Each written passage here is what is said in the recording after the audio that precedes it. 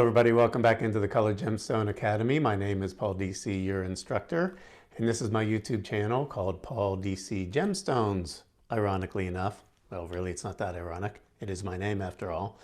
As of this taping, and this is the 17th of February, 2021, just 2 days after my 61st birthday. Now, I set a goal at the beginning of February saying I wanted to surpass 1,000 subscribers. So with your help, I've done exactly that. In fact, we're now closer to actually over 1,050. So remember, please subscribe if you haven't done so. I know it says subscribe, but it is completely free. It doesn't cost you a penny. Speaking of not costing you a penny, my goal is to have the largest weekly free gem classes on YouTube. And with your help, I'm getting there. So don't forget to subscribe. Another thing I wanted to talk about. This is the second in my mini-series of some of the members of the Garnet family. Now, I thought, am I overdoing it? Are you guys going to be ODing on Garnet? Well, apparently not, because my number 1 and number 2 lessons trending in the last week are Garnet 101, which I think is episode 48, and Alamandine Garnet, which I misspelled on my thumbnail, by the way. I have to change that. I just found that out. Alamandine, which is episode 49, is ranking second. Well, you are definitely in for a treat, because this is not arguably, it's my favorite member of the Garnet family of gemstones. It is called Pyrope Garnet. That's what this lesson is going to be all about today. Many of you might never have heard or ever seen a Pyrope Garnet, but it is sometimes really rivaling the beauty of a ruby at a fraction of the cost. Now, like I said in the last lesson with the Alamandine, Pyrope is part of the aluminum members of the Garnet family. Remember, garnets have a kind of a wide family, and some have slightly different chemical compositions. But this one, in fact, I have to show this to you.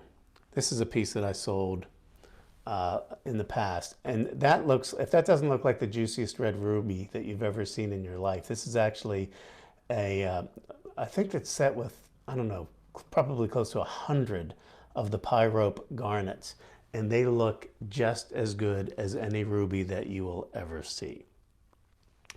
Where does the name come from? Pyrope.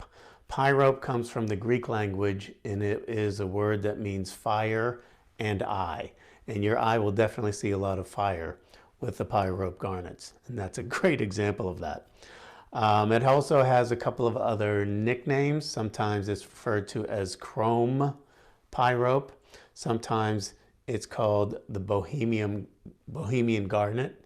And that's because that's where some of the richest deposits, that's actually where this came from. These garnets were certified to come from that area in Bavaria that produces some of the finest Pyrope garnet in the world. There are other names that are what I would call misnomers and a little bit misleading at best, or illegal at worst.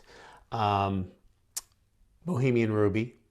I remember when I was first discovering this stone, when I first sold it on HSN, close to 30 years ago. Cape ruby was another name that people used to describe this garnet.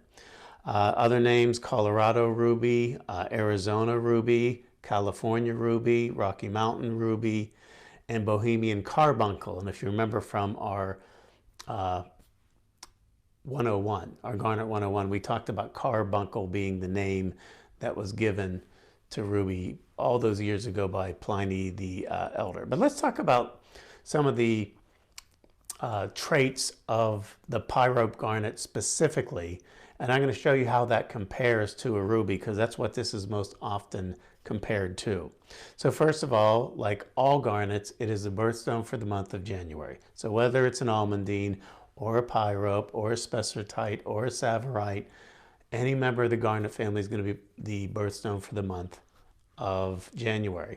It is the second wedding anniversary. So if you're celebrating that second wedding anniversary, garnet, again, any variety of garnet will do, is the second anniversary stone. It is the zodiac stone for the sign of Aquarius, of which I am a proud member. That is, you're an Aquarian if it's from January 21st is your birthday between February 21st, then this would be your zodiac stone. Chemical composition. Remember, garnets are going to be similar to one another, but you have the aluminum group and you have the magnesium group. And this one is part of the aluminum group. And you'll see that on that chart that I show you with its other family members. The crystal structure is cubic, just like a diamond. Garnets have a cubic crystal structure. Now comparing that to the ruby side by side, the ruby would be a trigonal crystal structure. So they are not the same gemstone, even though they might look exactly alike. The hardness of the Pyrope garnet is between 7 and 7.5 on the Mohs scale. Now remember, the Mohs scale is literally a scale that says what gem will scratch another gem.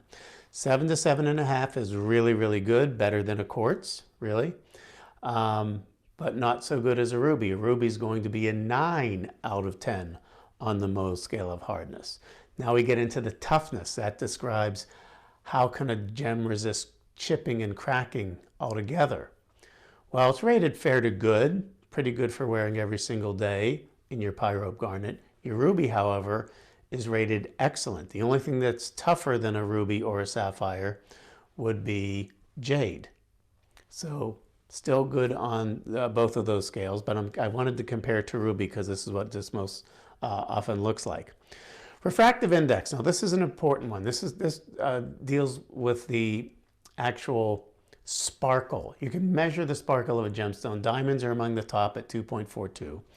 You get into the zircons. A natural zircon is going to be 1.9 something. It's 9397, I forget what it was. And then you get into what the refractive index is. It's 1.72 to 1.76. That's pretty high for any color gemstone on the sparkle. But the ruby's a little bit higher, but they're really, really close. Now let me read these to you again. Refractive index of Pyrope garnet, 1.72 to 1.76. That's the range. The ruby, however, is 1.76 to 1.77. So really, really close to one another on that sparkle range. And then we get into the specific gravity. That's the heft, once again, of a gemstone. Pretty good on the specific gravity for Pyrope. It's 3.5 to 3.6. How does that compare to the ruby and the sapphire? Well, that's a 4. So slightly more dense would be your sapphire and your ruby. But you can not do better in trying to replicate the look of a beautiful ruby than specifically the Pyrope variety of the garnet. Okay, I am unabashedly a big fan of the Pyrope garnet, and I think that if you ever see one in person, that's enough. You'll be hooked. I mean, it's just such a beautiful red color, and there aren't very many gems that are that pure red. In fact, when we talk about all of those members of the Garnet family, when we talk specifically of Pyrope, it's the only one that has absolutely red coloration, and it will go from red to maybe a little bit of purple, but it's the only one that is really exclusively red in all of the colorations that it comes in. It's going to be red. So, as I said, big fan. Why? I think they're indistinguishable from most very, very fine and very, very expensive rubies. Now, that's interesting because I don't know if you remember in the earlier part of this lesson, I talked about one of the names for Pyrope is chrome pyrope, because that trace element of chromium is what gives the red color to that Pyrope garnet, that unique red color to the Pyrope garnet. And you might find it even more interesting to learn what causes the color red in a ruby. Well, guess what? It's that same element, the trace element of chromium. So that's another thing that these two gems have in common with each other. Now, where does it come from? Where do you think that most of the because garnets come from a lot of different areas. But let me tell you specifically about the Pyrope garnet. Now, we talked about the area that was known as Bavaria, and that was in Europe, and that was where these specific pyropes came from. But that was probably 30 or 40, maybe even 50 years ago, and we made that ring out of a stash of existing stones that were bought from the collection of Bavarian garnets. So where else does it come from? Well, China produces some of the pyrope. Madagascar, some really, really nice quality. I've had some great stuff from there in the past. Myanmar, which is the name of that was formerly Burma, just like you see a lot of rubies coming out of Burma or Myanmar. Same is true with that chrome-rich garnet, which is called pyrope. South Africa, Sri Lanka would be another. Tanzania, and again, rubies come out of Tanzania as well, so that would make sense that it comes from there. And the United States of America. And I'm going to talk about a particular mining area, but yes, there are some garnets that come from the USA as well. As far as India does produce a lot of garnets, a lot of Rhodolite garnets, a lot of Alamandine garnets. I've never really heard of any pyrope coming out of there. It doesn't say that it doesn't happen, but not in any significant quantities. And also that area of the Czech Republic, which is what Bavaria was, that area that included what was called Czechoslovakia, doesn't produce much of it anymore. Even that is the one that really gave birth to some of the nicknames of your pyrope garnet. Now this is going to be an interesting part of the lesson. You know, you hear a lot of stories about mining responsibly. You probably heard about conflict diamonds or blood diamonds, and how we want to strive to make sure that we get something where nobody's being mistreated or killed.